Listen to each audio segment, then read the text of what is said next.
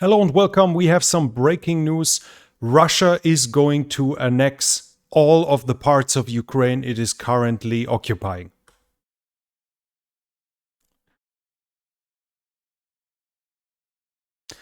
The latest news are that both its puppet states as well as the regions currently being occupied are going to have a referendum within just a few days about whether or not they want to join Russia. And obviously, it's not like we really have to spell that out.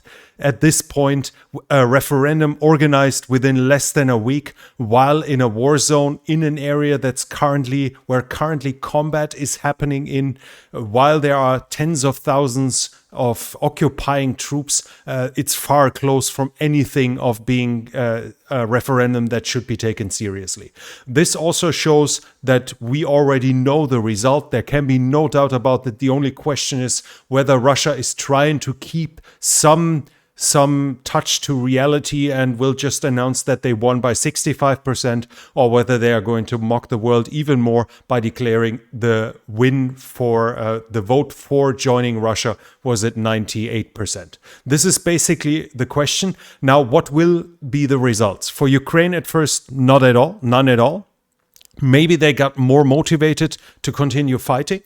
But in general, it doesn't matter to them whether Russia annexed this part or just Crimea, or whether Russia simply declares all of Ukraine as being annexed. Ukraine is still having a capable and combat-tested fighting force. They are willing and increasingly make the impression of being capable of liberating their country. And the international community itself, too, apart from a few pariah states, do not acknowledge those annexations, not even Crimea. So the international community will still see all of this as a part of Ukraine and not of Russia. There can be, though, one special thing with this, which is one of the old fears in this scenario.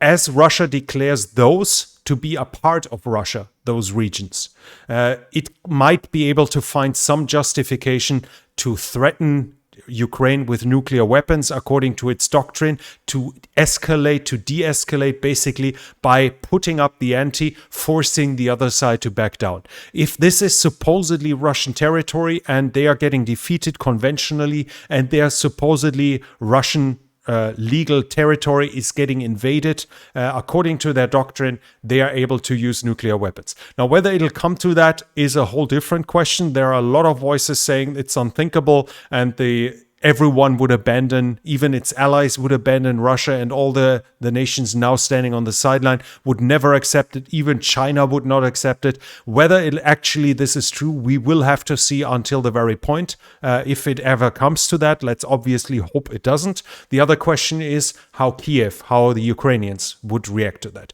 At the beginning of the war, they said that even the usage of nuclear weapons would not stop them from fighting the Russians. If it ever comes to that, I guess we will have to see the end result, how much of that is actually true. There is one more news. Putin was supposed to have a speech today. After him or before him, it's not perfectly clear. The defense minister Shoigu was supposed to speak. At least that was what was spread among the internet. Now that after some delay, that speech was cancelled and is now supposedly going to happen at 9 a.m. in Moscow. So that would be 2 a.m. in Eastern time on the East Coast in the US. Unfortunately, I will not be awake to do a live commentary then. We tried to do the commentary on my German channel for that. Whatever comes out of this, there is the big rumor whether that could be the mobilization or not. We will see tomorrow, and I will keep you informed about that, also putting it all into perspective. And when it comes to the mobilization, we have those news here, which basically said that there was, or let's take the English version. Now they have a law being passed through the chambers, and it says now they are talking about mobilization, martial law, and wartime into the criminal code. It means that voluntary surrender, looting, and unauthorized leaving from a unit during the period of hostilities leads to imprisonment of up to 15 years and other things. All of this, you can pause it here and read the text yourself. I'm not going to waste our time to just read it to you, but this is interpreted that Russia is at the very least preparing martial law, if not full mobilization. If it comes to that, I'll keep you up informed, but this is just now a quick breaking news to keep you up to date. I'll soon be back with the latest situation report, and I'll definitely see you on Thursday at 8 p.m. Eastern Time for my next live stream. Thank you so much for watching, and see you soon, and I'll be back.